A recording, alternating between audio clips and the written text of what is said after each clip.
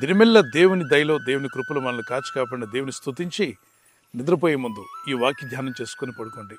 కీర్తనలు 102వ కీర్తన 17వ వచనం. ఆయన దిక్కులేని దరిద్రుల ప్రార్థన నిరాకరింపక వారి ప్రార్థన వైపు తిరిగి ఉన్నాడు. దేవుడు ఎవరి ప్రార్థన వైపు తిరిగి ఉన్నాడు? నీతిమంతుల ప్రార్థన వైపు ఆయన చెవులు తిరిగి ఉన్నాయి. నీతిమంతుల ప్రార్థన ఆయన వింటున్నాడు. అలాగే దిక్కులేని దరిద్రుల ప్రార్థన కూడా నిరాకరించకుండా ఆయన మీ వైపు తిరిగాడట. ఎవరి వైపు అంటే, దిక్కు లేదు నాకు ప్రభా, నాకు దిక్కు అని బాధపడుతున్నావా? నీవు ప్రార్థన చేస్తే దేవుడు నీకు దిక్కు అయి ఉంటాడట. దేవునికి స్తోత్రం కలుగును గాక. అలాగే దరిద్రుల అన్నాడు. చాలామంది వాళ్ళు దరిద్రులు, వీరు దరిద్రులు అని చెప్తారు. ఓకే, దరిద్ర స్థితిలో ఉండి కూడా నువ్వు ప్రార్థన చేస్తే నీ ప్రార్థన దేవుడు వింటాడట. దేవునికి స్తోత్రం కలుగును గాక. సో లోకం నీ గురించి, నీ స్నేహితులు, బంధువులు దరిద్ర స్థానంలో ఉన్నావని నేను తక్కువగా చూస్తే నువ్వు భయపడద్దు. దేవుడు నిన్ను ఎక్కువగా చూస్తున్నాడు. దేవుని త్రాసులో నువ్వు తేలిపోవు కానీ ఎక్కువగా తూగుతావు. ధనవంతులు ఎందరో ఉన్నారు, దేవుని త్రాసులో వాళ్ళు తేలిపోతున్నారు. బెల్షజర్, నెబుకద్నెజర్ వాళ్ళంతా గొప్ప రాజులుగా ఉన్నారు ఆ రోజుల్లో.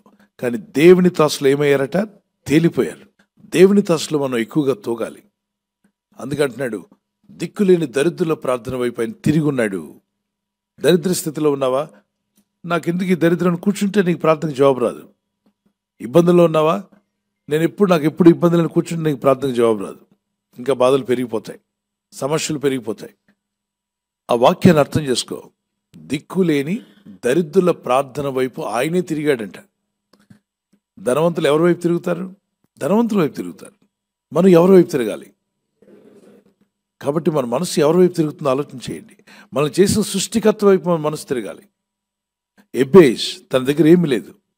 వేదనలో ఉన్న నా బ్రతుకు ఎవరు బాగు చేస్తారని దేవుడైన ప్రభునకు ప్రార్థన చేయడం ప్రారంభించాడు.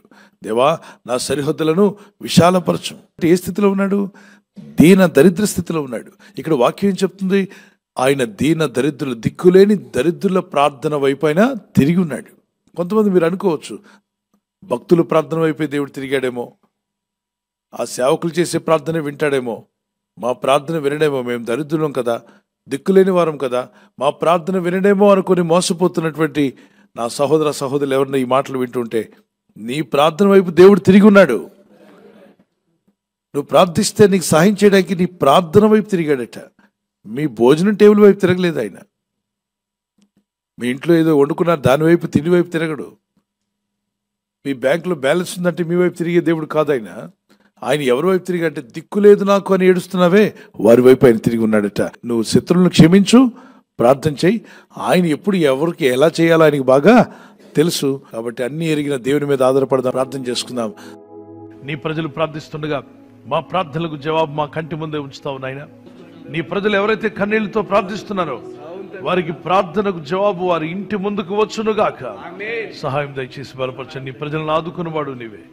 ఆయన హాస్పిటల్లో ఉండి మొరపెడుచున్నారు, ఐసీయూలో మొరపెడుచున్నారు, అనారోగ్యంతో ఇళ్ల దగ్గర ఉండి మొరపెడుచుండగా ఈ ప్రేయర్ టీంలో ఉదయకాలం, సాయంకాలం మానక ప్రార్థనలో పాల్గొంటూ మొరపెడుచున్నటువంటి దైవ సేవకులు, పెద్దలు, చిన్నలు, మా అందరి ప్రార్థనలకు జవాబులు మీరు అనుగ్రహించారని నమ్ముచున్నాం డాడీ.